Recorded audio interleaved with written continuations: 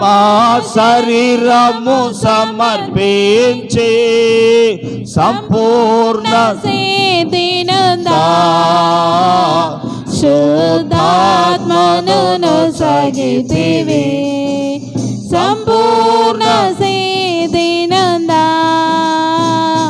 శుద్ధాత్మను సాగితివి స్తోత్రం చెల్లింతుము స్తుతి స్తోత్రం చెల్లింతుము యేసునాథుని మేలులు తలంచి స్తోత్రం చెల్లింతుము స్తుతి స్తోత్రం చెల్లింతుము. అమ్మ చాలు.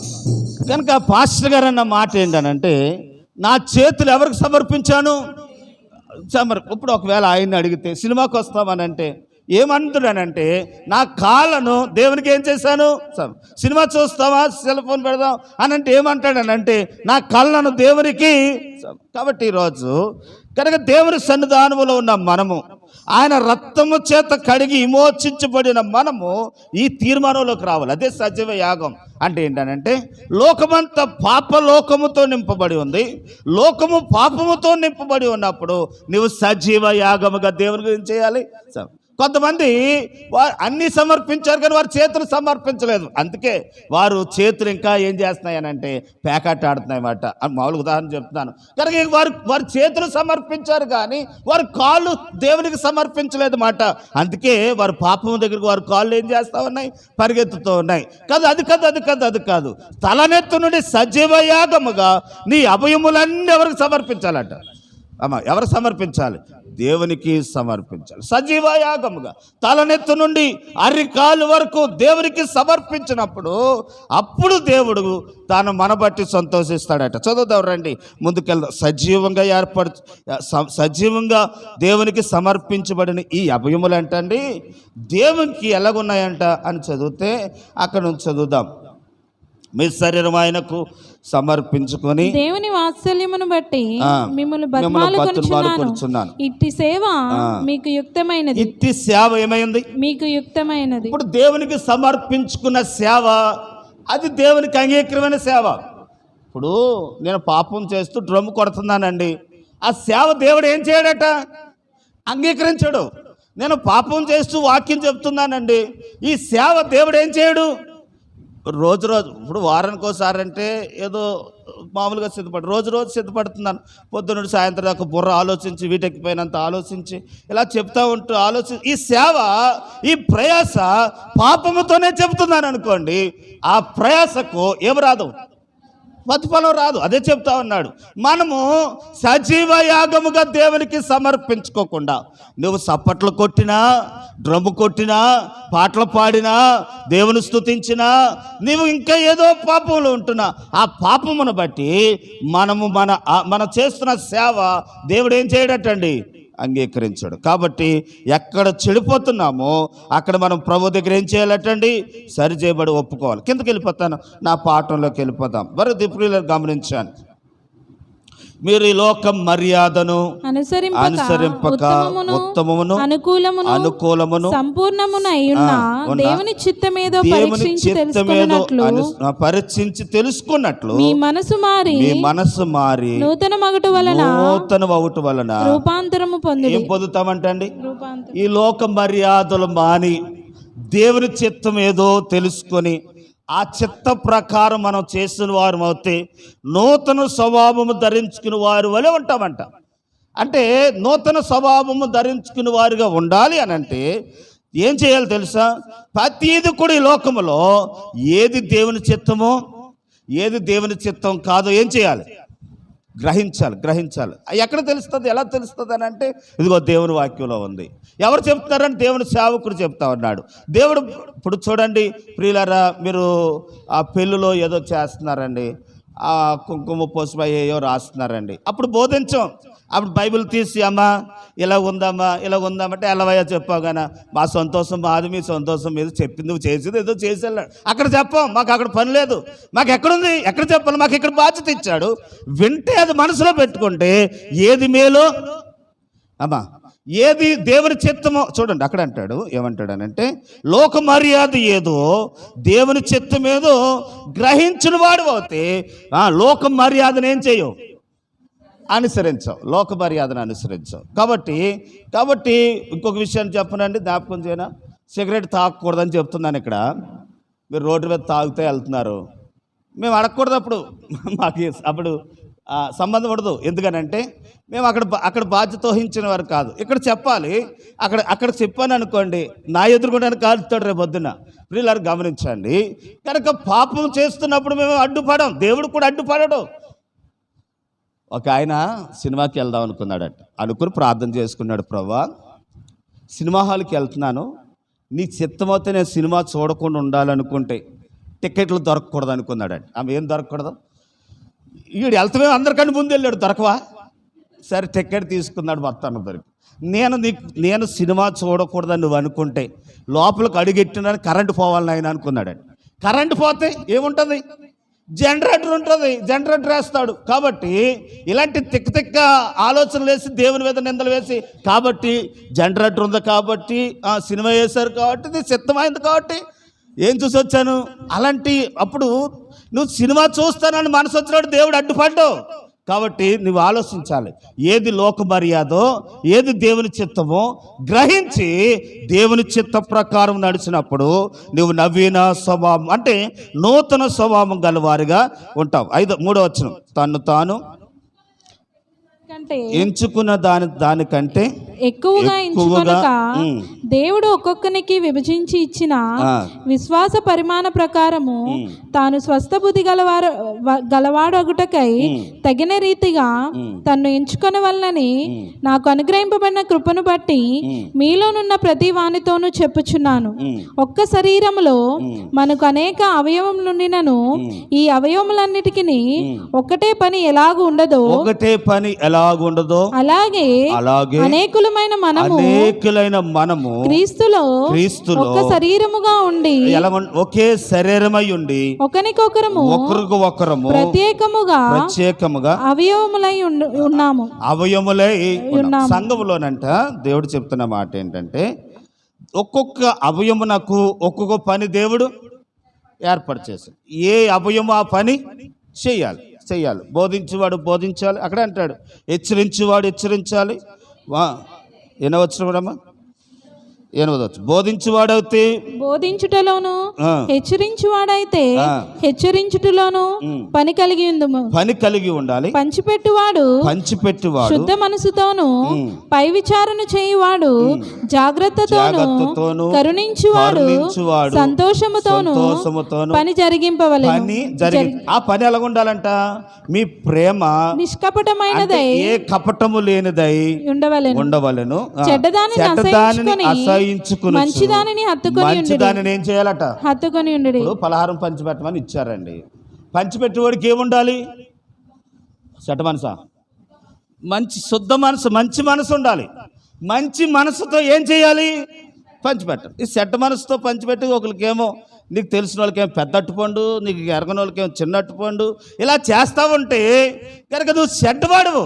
కాబట్టి ఆ పనికి ఏమవ్వు, అర్హుడు కావు. ఒకసారి చూస్తారు, 2 సార్లు చూస్తారు, 3 సార్లు చూస్తారు, తర్వాత వేరే సంగతి. నేను అంటున్న మాట ఏంటంటే ప్రియులారా, ఈ దేవుని వాక్యం చెబుతున్న మాట ఏంటంటే దేవుడు ఎవరికి ఏ వరము ఏ బాధ్యత ఇచ్చాడో ఆ వరాన్ని బట్టి ఆ పని ప్రేమతోనూ కరుణతోనూ జాగ్రత్తగాను సంతోషముగాను ఎదటి వ్యక్తికి బాధ కలిగించుకోకుండా శుద్ధ మనసుతో ఆ పని చేస్తే ఆ పనిని దేవుడు ఏం చేస్తాడు, ఆశీర్వదిస్తాడు. మా పనిని ఏం చేస్తాడండి, ఇప్పుడు ఒక మాట మీకు జ్ఞాపకం చేస్తాడు.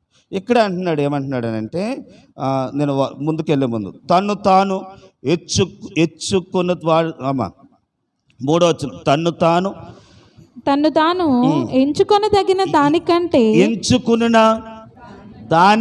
ఎక్కువగా ఏం చేయకూడదు, ఎంచుకొనక. ఇప్పుడు దేవుడు ఏ పని తప్పు చెప్పాడో ఆ పని కంటే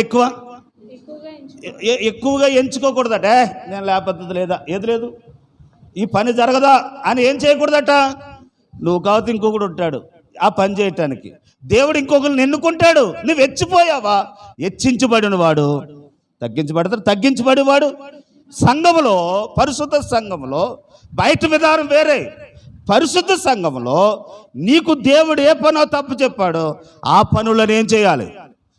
ఇప్పుడు నాకు వాక్యం చెప్పమని, గద్దించమని, బుద్ధి చెప్పమని, సరిచేయమని, ఏది చేయడో ఏది మంచో దేవుడు నాకు ఈ బాధ్యత చెప్పాడు. ఈ బాధ్యతను కనుక నాకు అనుకూలంగా చేసుకుని మిమ్మల్ని ఏం చేయకూడదు? తిట్టకూడదు.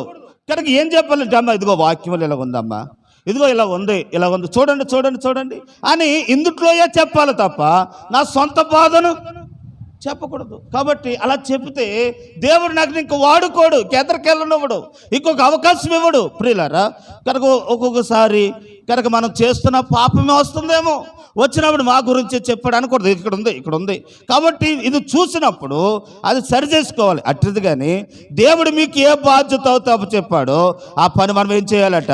చేయాలి. ఇంకో మాట చెప్పేసి ముందుకు వెళ్తానండి. ప్రియులరే, చాలా మాటలు ఉన్నాయి కానీ నేను తొందరగానే ముగిస్తాను. అరగంటలు అంటే ఈ పాఠం అవ్వదు, అయినా నేను ఈ రోజు ముగించడానికి ప్రయత్నం చేస్తాను. మనం అంటండి ఒక అవయములో అనేక ఒకే శరీరంలో అనేక అవయములైనట్లుగా మనము ఆయనలో ఏమయ్యామనంటే ఆయనలో అతకబడి ఉన్నాం. అమ్మ ఇంకోసారి ఇలా చూడండి. ఎప్పుడైతే బాప్తిసం తీసుకుంటామో, బాప్తిసం తీసుకున్న వెంటనే ఆయన శిరసై ఉన్నాడట. ఆయన కిందున్న భాగం శరీరం ఉంది కదా, ఆ శరీరం అంతా సంగమై ఉంది. ఆయనలో మనం ఒక అవయవం అయిపోయామంట. అంటే ఒక చెయ్యో, కాలో, కనుక ముక్కో, నోరో, లేకపోతే పొట్టో, చేతులు అయిపోయామంట. ఎవరికి? దేవునికి. ఇప్పుడు చూడండి, ప్రభు పునరుద్ధాన దినమందు ఆయన తలకాయ ఇలాగనుకుందాం, ఆయన మరణించి తిరిగి లేచాడు కాబట్టి సమాధిలో నుండి ఆయన తలకాయ లేచినప్పుడు ఆయన బాడీ లేవదా? లెగిస్తుంది. ఇప్పుడు ఆయనలో ఈ బాప్తిస్మలో మనం పాలు పంపినప్పుడు ఆయనలో ఒక అభయమైనప్పుడు, అంటే నేను ఒక అభయం అయ్యాను, ఆయన చెయ్యి అయ్యాను, ఆయన నోరయ్యాను, ఆయన నోరైన నేను ఆయన లేచినప్పుడు నేను కూడా ఏమవుతాను? లెగిస్తాను. ఆ విధానంలోకి రావాలి. దేవుని పరిచర్య, దేవుడు మనకు అప్పచెప్పిన ఈ పరిచర్య ఎందుకు చేయాలని అంటే, క్రీస్తు ప్రభు వచ్చినప్పుడు నేను ఆయనలో ఒక అభయమునై ఉన్నాను, అప్పుడు దాన్ని ఆయన ఏం చేస్తాడు?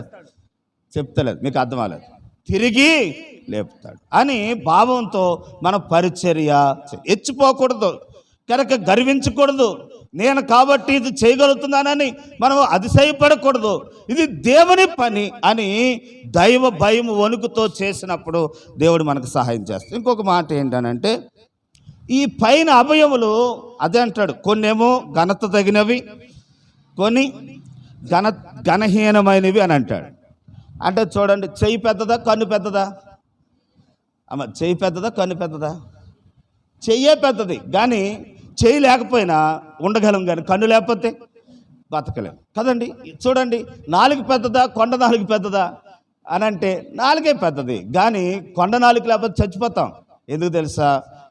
నాలుగు ఉండాలి, కొండ నాలుగు లేకపోతే చచ్చిపోతాం. ఎందుకనంటే ఈ కొండ నాలుగుకి తిన్న ఆహారం ముక్కుల్లోకి వెళ్ళకుండా కనుక కొండ నాలుగు ఏం చేస్తుందనంటే కనుక ఆ గొంతుకులోకి వెళ్ళేలాగా ముక్కులోకి వెళ్ళకుండా అడ్డుపడుతుంది.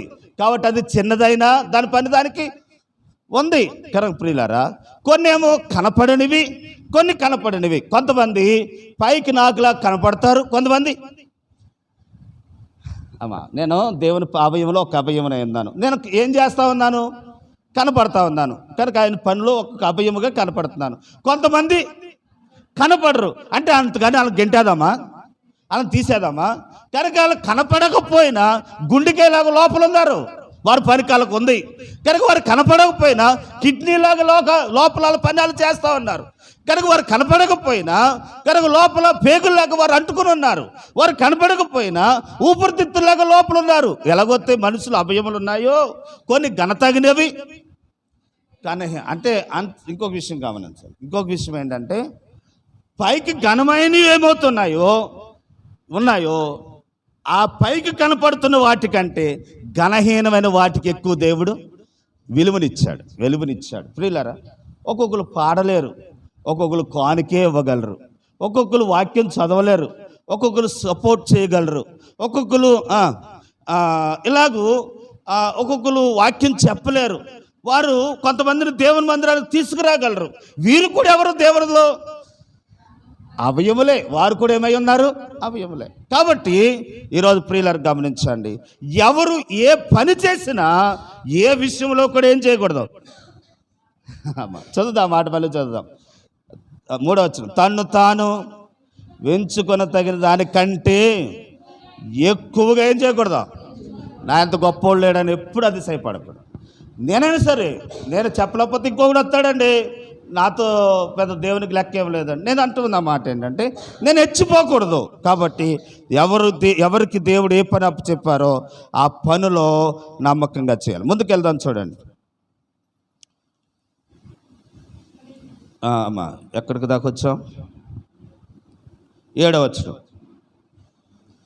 మనకు అనుగ్రహింపబడిన కృప చెప్పున వేర్వేరు కృపావరములు కలిగిన వారేమై ఉన్నాము గనుక ప్రవచన వరమైతే విశ్వాస పరిమాణము చెప్పున ప్రవచింతుము, పరిచర్యలోను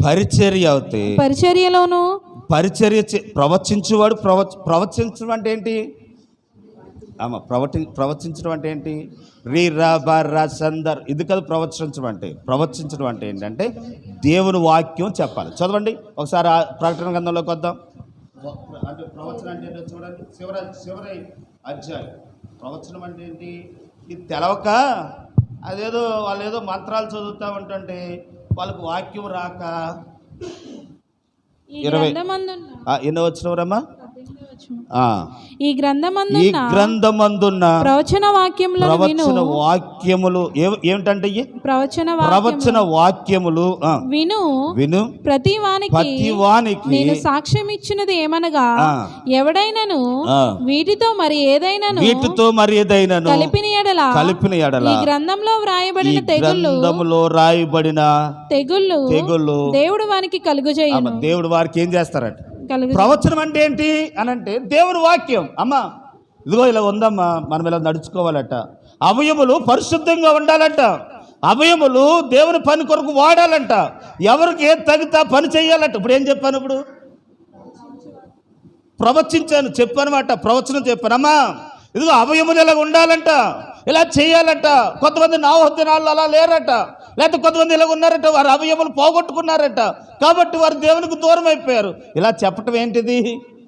ఆమె ఇంకొక విషయం చెప్పరా, నాకు ఐరన్ పని వచ్చింది అనుకోండి, నేను కొన్ని కాంట్రాక్ట్లు ఒప్పుకోగలను. రాకుండా ఎంతకాలం కూలీలను ఎట్టుకు చేస్తాను? మీకు అర్థమైందా? ఇప్పుడు ఇంకొక విషయం ఏంటంటే, నేను వడ్రింగ్ పని పెట్టుకోవాలనుకున్నానండి. భోజనం వట్టలు ఎట్టాలనుకున్నానండి. డబ్బులు ఉన్నాయని పెట్టేశాను. నాకు వండుతూ రాదు. ఎంతకాలం నేను మనుషులను ఎట్టుకుని వండించుకుంటాను? ఆడు సడాలు మానేస్తే అప్పుడు ఏం చేయాలి? నాకు వండుతూ రాదు కనుక గొంతులు వేయాలి ఆ పోయి చుట్టూరు తిరిగి కదండి. ఇప్పుడు నేను అంటున్న మాట ఏంటంటే, దేవుడు నీకు ఏ ప్రవచనం ఇచ్చాడా? ఇస్తే ప్రవచించు, ఇవ్వకపోతే డబ్బులు ఉన్నాయని నేను ప్రవర్తిస్తానని వస్తే దేవుడు నీ నోట్లో వాక్యం పెట్టాడా? వాక్యం ఎట్టకుండగానే వాక్యం పెట్టాడని చెప్పి అని తిరిగితే ఎవరు నమ్ముతాడు? ఇవన్నీ ప్రియులారు గమనించండి. ఈరోజు వాక్యం చెప్తా ఉన్నా, నేను తెలుసు నిన్ను పిలవలేదు దేవుడు. నిన్ను పిలుచుంటే నీ నోట్లో వాక్యం దేవుడు ప్రవచనం పెట్టలేదు కాబట్టి ఆ బిర్రా బరగిరా అని ఇక్కడ ఏమని రాయబడదు తెలుసండి? దీంట్లో ఈ తప్ప ఏది కలిపిన వారు ఏమవుతారు తెలుసా? తెగులు శాపగ్రస్తులు అవుతారు. బైబిల్లో లేదు. ఎక్కడైనా ఉంటే చూపించండి, నేను మాట్లాడతాను. కానీ బైబిల్లో లేవు. ప్రియులారు గమనించండి. ఒకవేళ దేవుడు ఆత్మకులు ఎవరికైనా ఇస్తే అది నేను ఏమో కానీ నేను చెప్పలేను. కానీ ప్రియులారు గమనించండి, కనుక ప్రవచన వాక్యములు ఏం చేయాలని అంటే ప్రవచించాలి. అది వరం ఇచ్చాడు దేవుడు, ఆ వరాన్ని చేయాలి. ఇంకోటి ఏంటంట అంటే పరిచర్య వరం. ఆమె ఏ వరం? పరిచర్య అంటే సేవ చేయటం, దేవుని పని చేయటం. ఎవరైనా సరే వేదిక మీద కనపడటానికి ఇష్టపడతారు, కానీ కిందున్న పని చేయటానికి ఇష్టపడరు. అసలైన పని ఏది తెలుసా? ప్రసంగం చేయటం చులు, ప్రసంగం చెప్పటం చులు, చాలా తేలిక. కానీ పరిచర్య చేయటయ్యే. ఆకులు ఎత్తడం పరిచర్య, తిన్న తర్వాత ఆకులు ఎత్తి కాల్లో పడేయటం పరిచర్య. అది చూస్తాడు దేవుడు. కాబట్టి తిన్న తర్వాత అంట్లు కడగటం పరిచర్య. కనుక తిన్నప్పుడు వడ్డించడం కాదు, లేకపోతే వేరేది కాదు, తిన్న తర్వాత తుడవటం పరిచర్య. అంటే ఘనహీనమైన పరిచర్య అప్పచెప్తే ఏం చేయాలి? పరిచర్య చేయాలి. ప్రియులారా, తర్వాత బోధించువాడైతే బోధించుట యందును హెచ్చరించుట యందును పని కలిగి ఉండుము. ఆ పని కలిగి ఉండుము. తర్వాత పంచిపెట్టువాడు శుద్ధ మనసుతోను పై విచారణ చేయువాడు జాగ్రత్తతోను కరుణించువాడు సంతోషముతోను పని జరిగింపవలెను. ఏం చేయాలట? పని జరిగింపవలెను. ఏ పనో తప్పు చెప్పాడు, ఓహో నాకు ఈ చేపలు తీసి పని అప్పు చెప్పాడు కాబట్టి నేను ఈ పని చేస్తాను. కాబట్టి ఎవరు మెచ్చుకున్నా మెచ్చుకోకపోయినా, అమ్మా దేవుడు నిన్ను ఆ స్థాయిలో పెట్టాడు, దానికి తగ్గ ప్రతిఫలం దేవుడు నీకు ఇస్తాడు. బైబిల్ ఒక మాట ఉందండి, చెప్పనా? ఆయుధాలు మోసినోడికి ఎంత ప్రతిఫలమో, అంటే యుద్ధం చేసినోడికి ఎంత ప్రతిఫలమో, ఆయుధాల దగ్గర కాపలా ఉన్నవాడు కూడా అంతే. క్యారేజీల దగ్గర ఉన్నవాడికి ఎంత ప్రతిఫలమో, ఎంత జీతమో, పూడ్చేవాడికి కూడా. మీకు తెలియదేమో, ఇప్పుడు అందరూ ఊడుపులు అయ్యారు, ఇప్పుడు అది మిషన్లు వచ్చేసి ఊడుస్తారంటే కొంతమంది కుక్కలు మాత్రం ఎక్కడ ఉంటారని అంటే కుక్కలు ఎత్తుకుపోకుండా క్యారేజీలు కూడా ఉంటారంట. కాబట్టి కుక్కలు ఎత్తుకుపోకుండా క్యారేజీలు ఎత్తుకుపోకుండా కుక్కల కాపలా కాసేవాడికి ఎంత జీతమో, పూడ్చేవాడికి కూడా. నువ్వు పరిచర్య చేస్తున్న వాడికి ఎంత జీతమో, బోధిస్తున్న మాకు ఎక్కువేమి రాదు దేవుని దగ్గర నుండి. కాబట్టి ఈరోజు ఆలోచిద్దాం.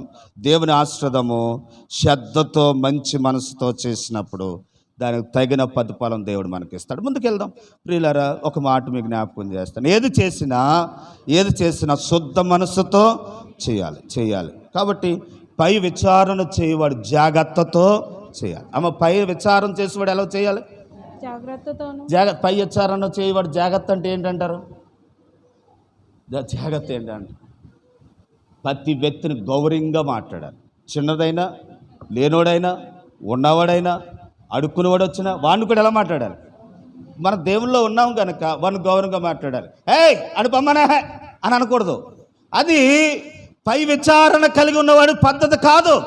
నాయక లక్షణాలు అంటారు. అటువంటి నాయకత్వ లక్షణాల్లో ఒక లక్షణం ఏంటంటే అందరినీ గౌరవించాలి, అందరినీ ప్రేమించాలి, అందరినీ సమానంగా చూడాలి. అది ఉన్నప్పుడే దేవుడు అభయంలో ఒక అభయంగా ఉంటాడు. తర్వాత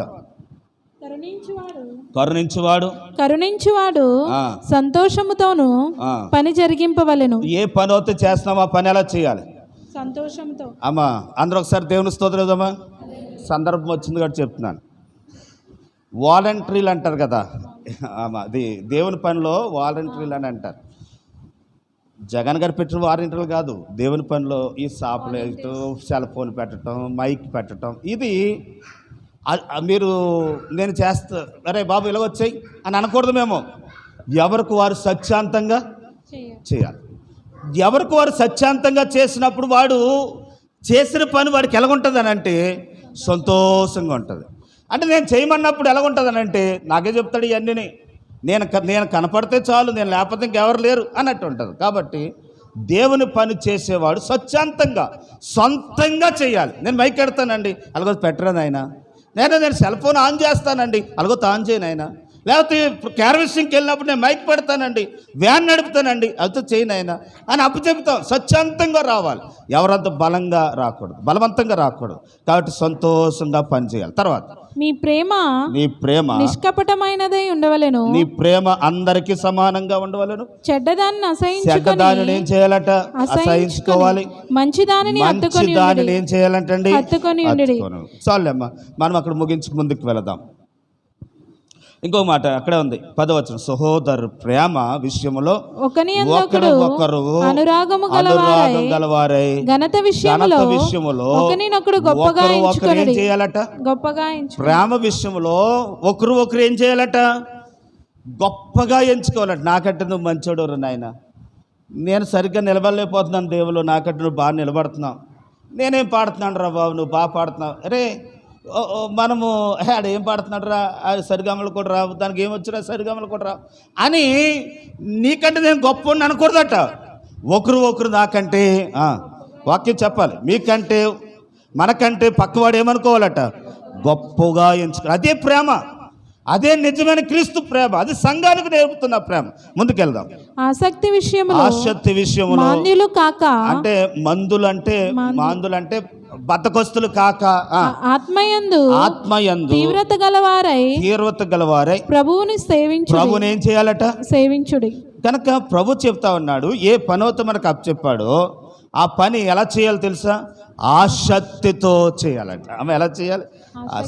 అంటే ఆసక్తి లేకుండా ఏం చేయలేరు, పని చేయలేరు. మేము బలవంతంగా ఏదో చెప్తే నన్ను తిట్టుకొని కనుక ఆడు అలా చెప్తాడండి వీడు ఎలా అని అంటారే తప్ప, అది ఆసక్తితో చేశారనుకోండి, ఆసక్తిలో వానికి ఏముంటుందని అంటే సంతోషం. అదే చెప్తున్నాడు, మందులు కాక, బద్ధకొస్తులు కాక. కనుక అవకాశాన్ని జాడు విరుచుకోక, కనుక అవకాశాన్ని ఆసక్తితో ఏం చేయాలట? చేయాలి. కాబట్టి ఆసక్తితో మందులు కాక, కనుక ఆత్మయందు తీవ్రత గలవారే ప్రభువును సేవించండి. ఆమె ఏం కలిగి ఉండాలట? ఆసక్తి. నేను ముగిస్తానండి, ఇక చాలా విషయాలు ఉన్నాయి కానీ నేను టైం అవుతుంది, ముందుకెళ్తాను. అందరూ ఒకసారి దేవుని స్తోత్రం చెప్దామా? ప్రియులారు గమనించండి. అర్థమవుతుందా? అర్థమవుతున్నవాడు దేవుని స్తోత్రం చెప్పండి. మొగోళ్ళకి అర్థమవుతుందా? ఒకసారి దేవుని స్తోత్రం చెప్దాం. మీరు మొగోళ్ళు చెప్పండి, అర్థమవుతుందండి? హల్లెలూయా. ప్రియులారు గమనించండి. ఒకవేళ వ్యక్తిగతంగా ఎక్కడైనా కలిస్తే చెప్పండి, ఏంటండి అని అంటే నేను దాన్ని స్టైల్ మారుస్తాను. ఎవరు చెప్పారు నీకు ఉద్యోగం రాదని, ఆ స్టైల్లోకి వెళ్తాను. ఎవరు చెప్పారు నీకు ఇల్లు కట్టలేవని, ఎవరు చెప్పారు నీకు పిల్లలు పుట్టరని, ఎవరు చెప్పారు నీకు నెత్తి మీద ఎంటుకలు మొలవని, అక్కడికి వెళ్తాను కావాలంటే. కాబట్టి అలా చెప్పమంటే ఆ స్టైల్ కూడా వచ్చు, ఆ స్టైల్ కూడా చెప్పమంటే చెప్తాను. సరే రండి, ఒక మాట మనం అంటండి. ఒక 7 విషయాలు జ్ఞాపకం చేస్తాను. ఏంటంటే ఆసక్తి గలవారై ఉండాలంట. ఏ విషయంలో అని అంటే దేవుని పరిచర్య చేయటకే ఏముండాలంటండి? ఆశ. కొన్ని విషయాలు ఇక్కడ మనం చూస్తాం. ఏంటనంటే మొదటిది, దేవుడు పని చేయటానికి మనకేముండాలనంటే ఆసక్తి ఉండాలి. ఒకవేళ తప్పులున్నా దయతో నేను చెప్తున్నప్పుడు మీరు అర్థం చేసుకోవచ్చు. కనుక సంఖ్యాకాండం 25:13 దానికంటే ముందుగా చూడండి. అపోస్తుల కార్యాలు 12వ అధ్యాయం. 15వ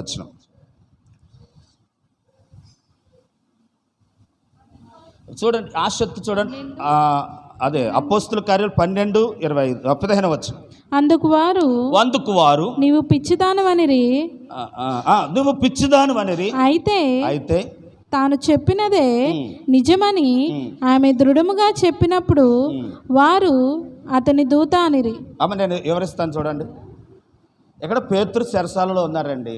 సంఘమవుతే ఆ మాట చదువురమ్మా, ఎన్నో వచ్చిన సంఘమవుతే అత్యాసక్తితో, సంఘమవుతే అతని కొరకు అత్యాసక్తితో ఏం చేస్తామందంట అంటే వారికి ఏముంది? ప్రార్థన చేయటానికి ఆసక్తి, ఇంకా ఆసక్తి. ఇప్పుడు పాస్టర్ గారు చెరసాలలో ఉన్నారట, జైల్లో ఉన్నాడట. ఆ జైల్లో ఉన్నవారు విడుదల పొందాలంటే ఇప్పుడు ఏముంది? అత్యాసక్తి ఉంది. ప్రియులారా, ప్రార్థన చేయటానికి మనకేముండాలి తెలుసా? ఆసక్తి లేకపోతే ఏ పని చేయలేం, ప్రార్థన చేయలేం. ఆసక్తి ఉంటేనే మనము ఏం చేయగలం అని అంటే ప్రార్థన చేయగలం. ప్రార్థనే కాదు, ఏ పనైనా మనకేముండాలి? ఆసక్తి ఉండాలి. కాబట్టి దేవుని విషయంలో ఆసక్తి లేకుండా మనం ఏ పని చేయలేం. ఇక్కడ అంటున్నాడు ఆసక్తి విషయంలో ఏమై ఉండొద్దట? మందులై అంటే బద్ధకస్తులై ఉండక ప్రార్థన యందు ఏమై ఉండాలని అంటే అత్యాసక్తులై ఉండాలి. అక్కడ చదువుతున్న మాట కనుక సంఘమైతే ప్రార్థిస్తూ ఉంది కానీ కనుక నమ్మలేకపోయారట, చిన్నది నమ్మిందంట. ఆ ప్రార్థన బట్టి దేవుడు పేతురును బయటికి తీసుకువచ్చాడు. ఈరోజు అమ్మ ఏ కుటుంబం కొరకొతే ప్రార్థన చేస్తూ ఉన్నామో ఆ కుటుంబం పట్ల అత్యాసక్తితో ప్రార్థన చేయాలి. నా దృష్టికి ఏది వస్తుందో, నా దృష్టికి ఎవరు చెప్తారో అది చెప్పింది ప్రతిదీ కూడా నా బాధ్యత ప్రకారం అత్యాసక్తితో చెయ్యాలని ప్రార్థన చేస్తూ ఉన్నాం. ఉద్యోగం అవనివ్వండి, లేకపోతే ప్రియులారా పిల్లల విషయాల్లో కానివ్వండి, లేకపోతే వేరే వేరే విషయాలు కానివ్వండి, ఏదైతే మనం ప్రభు దగ్గర అడుగుతున్నది ఎలాగ అడగాలని అంటే అత్యాసక్తితో అడగాలి. మనం ఇందాక చదువుకున్నాం కదా, రోమిలకు రాసిన పత్రిక 12వ అధ్యాయంలో తగువాటి అందు చదువుదాం చూడండి. 12వ అధ్యాయంలో ఏమవుతూ మనకు కలిగి ఉందో కలిగిన దాని యందు మనం ఆసక్తి కలిగి ఉండాలట. చూడండి 12వ అధ్యాయం, రోమిలికి రాసిన పత్రిక 12వ అధ్యాయం 16వ వచనం. హెచ్చువారితో ఏడువుడి ఒకనితోనొకడు మనసు కలిసి ఉండుడి. హెచ్చువాటి యందు మనసుంచక హెచ్చువాటి యందు మనసు ఉంచక తగ్గువాటి యందు ఆసక్తులై ఉండుడి. తగ్గువాటి యందు ఏమై ఉండాలట? ఆసక్తులై ఉండుడి. అంటే హెచ్చిపోకూడదట. ఇప్పుడు ఎలాగంటే సువార్తకి వెళ్దాం అనుకుంటున్నాం, కారే ఉండాలి. ఆ కారు ఇస్తేనే వెళ్తానని ఏమైపోకూడదు, హెచ్చిపోకూడదు.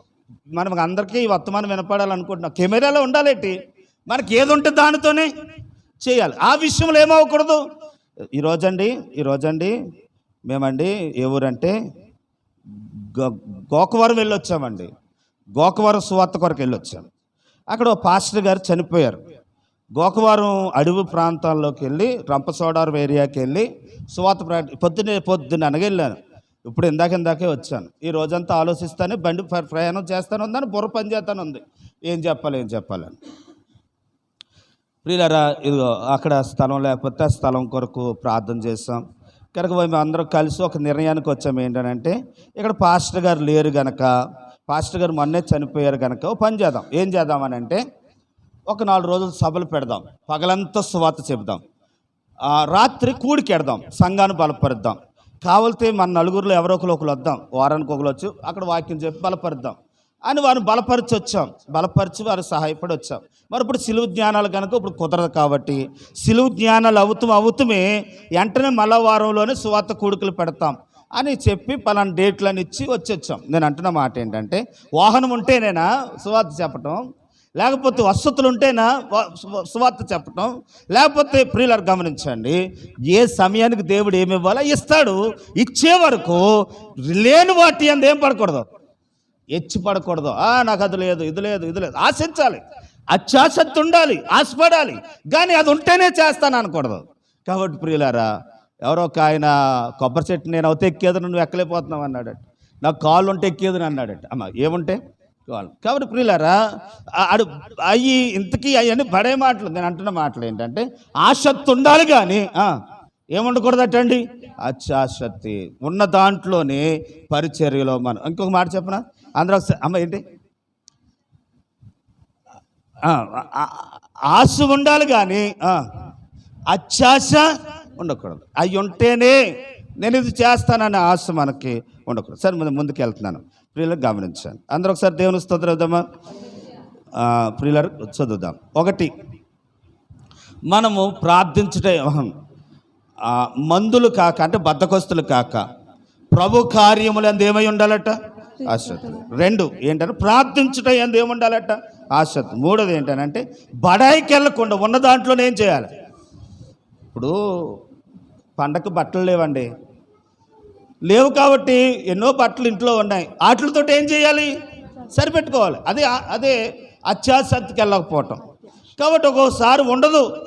మహారాజుని దావీదుకే రోజు భోజనం లేదు, రాజుకే భోజనం లేదు, నీకు నాకు ఉండదు. ఒక్కొక్కసారి ఉండకపోవచ్చు, కానీ లేనప్పుడు ఎచ్చుకెళ్ళిపోకుండా తగు మాత్రం ఉండేవారుగా ఉంటే దేవుడు సహాయాన్ని చేస్తాడు. 2 స్పీడ్గా వెళ్ళిపోతాను ప్రియులారా. మనము చూడండి, కీర్తన గ్రంథం 69వ అధ్యాయం 9వ వచనం.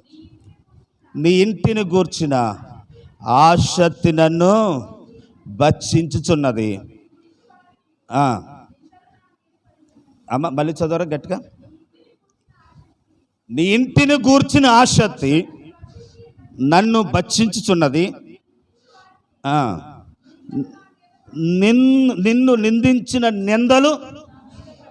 ఇప్పుడు ఇంటిని గూర్చిన ఆసక్తి అతనికి ఎలాగుందంట అంటే, అతన్ని ఇల్లు అంటే ఏది, దేవుని మందిరం. ఎవరో చెప్పారు, లేదా ఏముందంటే మందిరమా అని అన్నారు. ఆ అవమానము ఎవరి మీద పడ్డదంటే దేవుని మీద పడలేదంటే ఎవరి మీద పడ్డది, దావీదు మీద పడి, ఇప్పుడు ఆ ఇంటిని గురించి ఏమొచ్చింది, మీకంటే గొప్పగా కట్టాలి అనుకుని మీకంటే గొప్పగా కట్టాడట. ఎవరు, దావీదు. అందుకే అంటున్నాడు, ఇంటిని గురించి మనకేముండాలి, ఆసక్తి ఉండాలి. ఆసక్తి ఉంటే దావీదు యుద్ధానికి వెళ్ళి యుద్ధంలో తెచ్చిన బంగారంతో పక్కనెట్టివాడట. తాను తీసుకున్న తక్కువ, దేవుని మందిరం కొరకు ఇచ్చింది ఎక్కువ. కాబట్టి అలా చేశాడు కాబట్టి దేవాలయాన్ని తన కుమారుడి చేత కట్టించాడు. సరే, మనం ముందుకెళ్దాం. ఇంటిని గూర్చిన ఆసక్తి మనకు. ఈ ఆసక్తి ఇంకెవరికి ఉందో చెప్పనా? యేసు ప్రభు వారికి ఉంది. దేవుని ఇంటిని గూర్చిన ఆసక్తి ప్రభుకి ఉంది. కాబట్టి ఆయన నూకలు కాసేవారిని, ఆ మందిరంలో అల్లరి చిల్లర మార్చేవారిని, గొవ్వల నాటన్ని తవురు వేసి, ఇది యెహోవా నామమున చేయబడిన ప్రార్థన మందిరము తప్ప మరి ఏదోటి కాదు అని ఇంటిని గూర్చిన ఆసక్తి అతనికి కలిగింది. కాబట్టి ప్రియులారా, మనకి కూడా దేవుని ఇంటిని గూర్చి ఏముండాలి? సందర్భం వచ్చింది కాబట్టి చెప్తున్నాను. దావీదు ఇల్లు కాలంలో దేవుని మందిరం, నీ కాలంలో నీ ఇల్లు ఏది? నీ కాలంలో ఇప్పుడు నీ ఇల్లు ఏది? ఇప్పుడు దేవుని ఇల్లు ఏది? దేవుని మందిరం. ఈ దేవుని మందిరం విషయంలో మనకేముండాలి? పెయింట్లు ఎప్పుడు వేసాము? పెయింట్లు వేస్తే ఎంత బాగుంటుంది? తల వేసుకుని ఒక పెయింట్ వేస్తే బాగుంటుంది కదా. లేకపోతే ఎప్పుడయ్యిందో ఈ పనులు అయిపోయి, లేకపోతే ఒక పని చేస్తే బాగుంటుంది అని ఇంటిని గురించి ఏముండాలి? ఆసక్తి ఉండాలి. ఆసక్తి ఉంటేనే దేవుడు కార్యం చేస్తాడు, దేవుడు సహాయం చేస్తాడు. ప్రియులారా, ఈరోజు దేవుని వాక్యాన్ని బట్టి చెప్తా ఉన్నాను, ఆసక్తి లేకపోతే నీ విషయంలో దేవుడు ఏ మేలు చేయడు. కానీ క్రీస్తుని గురించిన ఆసక్తి మనకు ఉండాలి. చూడండి, సంఖ్యాకాండం 25వ అధ్యాయం. సంఖ్యాకాండం చూడండి, ఇక్కడ మేలు చేశాడు. నేను ముగిస్తున్నానండి.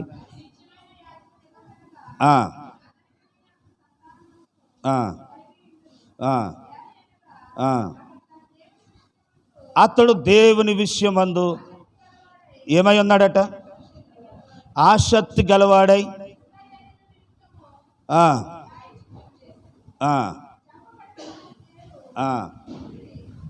ఆమె నేను వివరిస్తాను. చూడండి, ఇక్కడ ఏం జరిగిందనంటే, కొంతమంది దేవునికి వ్యతిరేకంగా పూనుకున్నారట. 5వ వచనంలో చూస్తాం.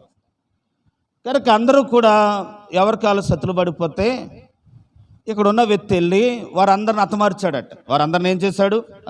హతమార్చిన దానికై ఇప్పుడు దేవుడు ఇస్తున్న ఆశీర్వాదం ఏంటంటే, అతనికి ఉన్న ఆసక్తిని బట్టి అతన్ని యాజకుడిగా చేయండి అని అన్నాడు. ఆమె ఏం చేయమన్నాడు? మీరు ఇంటికి వెళ్ళి చదువుకోండి.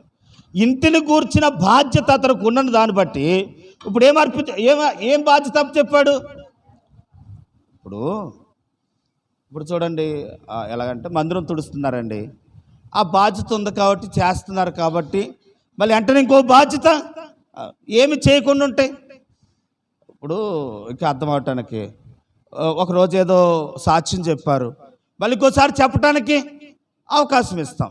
ఒకసారి వాక్యం చదివారు, ఇంకోసారి చదవటానికి అసలు చదువుకుని ఉంటే ఇక అవకాశాలు ఎలాగొస్తాయి? అలాగే చేశాడు. కనుక ఎవరైతే దేవునికి వ్యతిరేకంగా ఉన్నారో వారిని ఏం చేశాడంటే చంపాడు.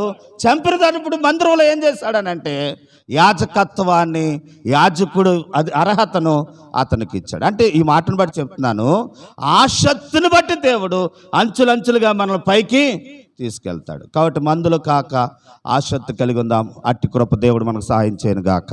ఆమేన్. తల వంచుదాం, కళ్ళు మూసుకుందాం, ప్రార్థించుదాం. ప్రియులారా, ఆలోచించండి. ఇన్నువారై ఉండి వెళ్ళిపోక ఏ దేవుడు నీతో ఏం మాట్లాడాడో ఆ మాటలు సరి చేసుకుంటూ వెళదాం. ఎన్నిసార్లు ప్రభు హెచ్చరించిన, మందలించిన, బుద్ధి చెప్పినా, ఖండించిన, దులుపుకుంటూ వెళ్ళిపోతా ఉన్నాం. ఆ నష్టం మనకే. నీలో ఉన్న పాప గాయం తగ్గదు. ఎందుకనంటే నీలో మందు వేయబడాలి. ఆ మందును స్వీకరించకపోతే నీ గాయం తగ్గదు. ఈరోజు ప్రియులారా, ఆలోచించండి. నా బాధ్యత ప్రకారం దేవుడు నాకు ఇచ్చింది నేను ప్రవర్తించాను. మీ బాధ్యత ప్రకారం మీరు అంగీకరించాలి. అంగీకరిస్తే మీ జీవితం బాగుపడుతుంది. ప్రభు అంచెలంచెలుగా పైకి తీసుకుని వెళ్తాడు. ఈ లోక ఆశీర్వాదాలు కాదండి, అవి మామూలుగా దేవుడు మనకి ఇచ్చినవి. అవి బానుసులండి. దాని శాశ్వతమైన ఆశీర్వాదం ఉంది. అది పరలోక రాజ్యం. ప్రభుతో పాటు పునరుత్థానులై మరణాన్ని జయించి లేకపోతూ ఉన్నావు ఒక రోజున. అది అసలైన ఆశీర్వాదం. లోకమంతా సంపాదించుకొని నీ ప్రాణం పోగొట్టుకున్నట్టు వల్ల నీకేం ప్రయోజనం? కనుక లోకంలో ఉన్నాయన్నీ సంపాదించుకుని మరణంలో అగ్నికి ప్రియులారా అగ్నిగుండంలో పడిపోతే ఏం ప్రయోజనం? ఈరోజు ఆలోచించు, ప్రార్థన చేసుకుందాం. ఎవరైనా ప్రార్థన చేస్తారా? ఒకరు ప్రార్థన చేయగలిగితే చేయండి. కుర్చీలో ఉన్న వారితో లేచి నిలబడి దగ్గరగా చేయండి. కింద ఉన్న వారితో మోకరించి ప్రార్థన చేయండి. అలాగొకరు ప్రార్థన చేద్దాం. ఎవరు లేకపోతే అమ్మగారు ప్రార్థన చేస్తారు. అమ్మగారితో ఎక్కిపిద్దాం.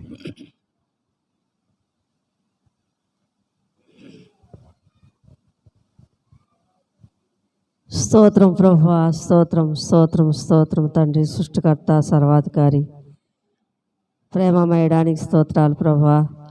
నాయనా ఇదిగో ప్రభు నా తండ్రి 2025వ సంవత్సరము లెంటి కాలంలో మమ్మల్ని ప్రభు ఉంచారు ప్రభా. రోజు మాకు ఇచ్చారు ప్రభా. మళ్ళీ నాయన పాటలు ఎంతో సంతోషం దయచేశారు నాయన.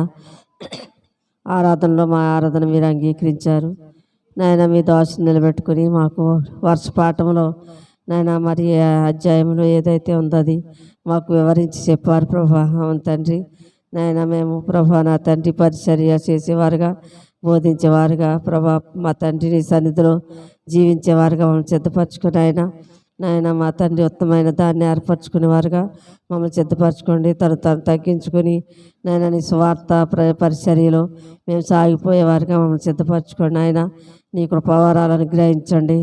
నీ నామానికి మహిమొచ్చిన సిద్ధపరచుకోండి. ఎవరికి ఏ పని అప్పగించావో నేను తెలుసుకుని ఆ పనిలో మేము ప్రభా నా తండ్రి కొనసాగే వర్గములను సిద్ధపరచుకోండి.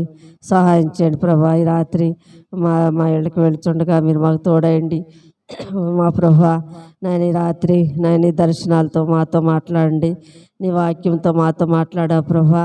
నాయన మీ దర్శనముతో కూడా మీరు మాతో మాట్లాడండి. సహాయం చేయండి. ఎవరికి అవసరతలు ఉన్నాయో వారి అవసరతలు తీర్చండి. ఏమైతే అడుగుతున్నారో అడుగు ప్రతిదీ పొందుకునేలాగా నీ కృపను గ్రహించండి. నీ నామానికి మహిమ కలిగేటట్టు సిద్ధపరచుకోండి. నాయన సహోదర ప్రేమ కలిగి నాయన మా తండ్రి నాయన నిష్కపటమైన ప్రేమతో నిన్ను ప్రేమించేవారుగా సిద్ధపరచుకోండి. ఒకరినొకరు నాయన మా తండ్రి పురు కొలుపుకుని నీ సేవలో నేను ఆశాశక్తితో నీ సేవ చేసేవారుగా సిద్ధపరచుకోండి. నీ నామానికి మహిమ వచ్చినట్టు మమ్మల్ని సిద్ధపరచుకోమని మహిమా ఘనత ప్రభావాలు మీకు ఆరోపించుకుంటూ యేసు పరిశుద్ధ నామమున వేడుకొనుచున్నాము తండ్రి, ఆమేన్. ఆశీర్వాదం తీసుకుందామండి. మన తండ్రి అయిన దేవుని ప్రేమయు, కుమారుడైన యేసు క్రీస్తు వారి కృపయు, పరిశుద్ధాత్మని సహవాసము, కాపుదల దీవెన ఆశీర్వాదాలు ఇప్పుడు ఎల్లప్పుడూ ప్రభు వచ్చే వరకు సదాకాలం కూడి వచ్చిన మనందరికీ నిత్యము తోడైండి, కాపాడు, దీవించి ఆని యందు ఆసక్తి గలవారమై ప్రతి అవయవం వలె ఈ లోకములో మీ కొరకు ప్రయాసపడి క్రీస్తు పునరుద్ధాన దినమందు లేచినట్టుగా ఎవరైతే యేసు ప్రభు ఎలాగో తిరిగి లేచావో అలాగ మేము కూడా నేను పునరుద్ధాన దినమందు తిరిగి లేచి నిత్య జీవానికి వారసులుగా మేమందరం ముందుగాక. ఆమేన్. అందరికి వందనాలు. God bless you.